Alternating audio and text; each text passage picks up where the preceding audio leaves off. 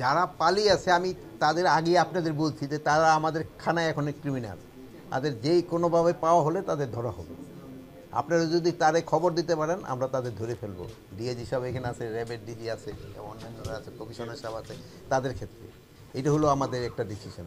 আরেকটা প্রশ্ন কি করছিলেন যে স্যার আইন শৃঙ্খলা পরিস্থিতিটা এখন কেমন, এটা কি আর একটু পুলিশের মনোবলের কথা বলতেছিলেন আপনি। আরেকটা জিনিসে আগের যে মনোবল ছিল এখন কি মনোবল চেঞ্জ হয়েছে না? আপনার কাছে কি মনে হয়? অনেক চেঞ্জ হয়েছে, তাদের মনোবল কিন্তু আগের থেকে অনেক বাড়ছে এবং এটা আস্তে আস্তে বাড়বে। একটা ঘটনা ঘটার পরে এটা তো আমাদের কাছে এমন কোনো কিছু নাই যে 2 দিনে আমি এটা চেঞ্জ করে ফেলবো, এটা তো সময় লাগবে। একটা ধরেন যে একটা ঝড় হয়ে গেলে এই ঝড়ের থেকে ঘর বাড়ি রিপেয়ার করতে সময় নেয় না, তা আমাদের তো কিছু আপনারা সময় দিতে হবে। মানে এখন আপনারা যতটুকু সময় ভাবতেছেন কিন্তু আমাদের কাছে সময়টা মনে হয় সময়টা কম, এই জন্য আমাদের একটু বেশি সময় লাগতেছে। কিন্তু আপনারা আবার অনেক সময় অযোগ্য হয়ে যাচ্ছেন যে না এই তাড়াতাড়ি এই হচ্ছে না, কিন্তু উন্নতি তো হচ্ছে। স্পেসিফিক একটু বলবেন যে আন্তর্জাতিক অপরাধ ট্রাইব্যুনাল আজকে জানতে চেয়েছে যে গ্রেপ্তারি পরোয়ানা জারির পরও ওবায়দুল কাদের 3 মাস কিভাবে বাংলাদেশে লুকিয়েছিল, আপনাদের কাছে জানতে চেয়েছে। আপনারা বলবেন যে আপনারা কি জানতেন না যে তিনি 3 মাস লুকিয়েছিলেন? উনি কোন থেকে জানলো যে 3 মাস বাংলাদেশে লুকিয়েছিল? আমরা তো জানি না। আমরা যদি তারে জানতাম আমরা অবশ্যই ধরে ফেলতাম। যদি এর আগে ওই খবরটা ওনারা আমাদের দিতে পারতো যে উনি ওই জায়গায় লুকিয়ে আছে, আমরা অবশ্যই তারা ধরে ফেলতাম। আপনারা বলেন যে আপনারা একটা খবর দিচ্ছেন তাই ওই জায়গায় লুকিয়ে আছে, আমরা তারা ধরি নাই বলেন। এরকম একটা এক্সাম্পল দেন যে ওই জায়গায়। আর আপনি কোথেকে তো অন্যের আর বেশি খবর রাখে না, আপনারা অনুসন্ধানী সাংবাদিকতা করেন। আপনারা যেভাবে রিপোর্টটা দিচ্ছেন আমরা কি কোনো হিসেবে ছাড় দিচ্ছি বলেন? এখন অনেক বেশি ছিলেন এটা সরকার জানতো না। যদি জানতো সাথে সাথে সে অ্যারেস্ট হয়ে যেত যদি তার লোকেশন জানা যেত।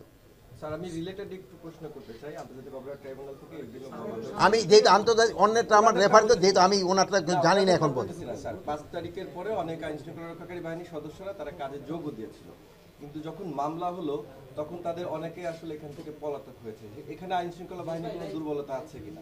কাজে যোগ দিছিল তারপরে পালিয়ে গেছে, এই সংবাদটা অবশ্য আমার কাছে এরকম খুব একটা নাই যারা কাজে যোগ, বাট তারা কাজে যোগই দেয়নি, তারা বেশিরভাগ কাজে যোগই দেয়নি।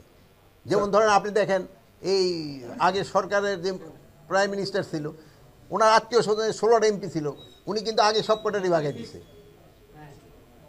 সব কটারই কিন্তু উনি আগে ভাগাই দিছে। মানে ওইরকম তো এই ক্ষেত্রে হয়েছে, এরা আগেই চলে গেছে, এরা তো বুঝতে পারছে যে আমরা তো ধরা খেয়ে যাবো।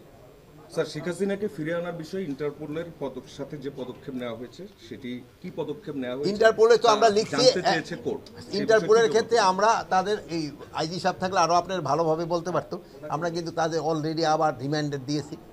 যেহেতু এটা একটা পাবলিশ হতে হয়, যেটা এখনও পাবলিশ হয়নি, আমরা কিন্তু তাদের টাইম টু টাইম অবহিত করতেছি যে এটা তাড়াতাড়ি তোমরা পাবলিশ করো। ইন্টারপোলকে টাইম টু টাইম আপনারা অবহিত করতেছে, যেহেতু আমরা তো অলরেডি পাঠিয়ে দিছি। স্যার একটু বলবেন, আপনারা বারবার বলছেন এই যে গায়েবানা মামলা, যারা আসলে জায়গায় ছিল না, স্পটে ছিল না, বিদেশে ছিল। আমি নিজে এখন কাজ করছি সেটা নিয়ে। অনেক ডিসেম্বর থেকে তারা বিদেশে, তারা 5 আগস্টের মামলায় পড়েছে। আপনারা বলছেন যে কিছু হবে না, কিন্তু তারা তো ফেরারি, তারা দেশে আসতে পারছে না। যারা দেশে আছে তারা লুকিয়ে আছে। আপনারা কিভাবে আশ্বস্ত করবেন যে আপনারা সুস্থভাবে চলাফেরা করলে কিছু হবে না? এরা তো দিন শেষে ভুক্তভোগী। শোনো, আমরা আপনাদের মাধ্যমে আবার আজকেও আশ্বস্ত করতে চাই, যেহেতু আমরা এটা কিন্তু আপনাদের মিডিয়া দিয়েছি, একটা বিজ্ঞপ্তি আকারেও আমরা কিন্তু এটা দিছি। প্রথমে এইভাবে আমার পিয়ারও আছে না এখানে, না বিজ্ঞপ্তি আকারেও দিয়েছি। এটা নিয়ে কিন্তু আজকে অনেকবার আলাপ হয়েছে। এখন এটা আপনারাও আশ্বস্ত করেন, আমরাও আশ্বস্ত করি যে যারা দোষী না তাদের কোনো কিছু হবে না। আপনি এরকম বলেন যে এরকম একটা নির্দোষী মানে তাকে আইনের আওতায় আমরা নিছি, আপনি 2-1টা এক্সাম্পল দেন যে অমুকে এটা করে নাই কিন্তু তার নাও হয়েছে। এখন যদি তার আবার যাদের ভিতরে যদি অন্য সন্দেহ থাকে তো তো সে তো অন্য সন্দেহে ভুগতেছে। আপনার ভালো থাকেন, দোয়া করি। আল্লাহ হাফেজ। Thank you sir.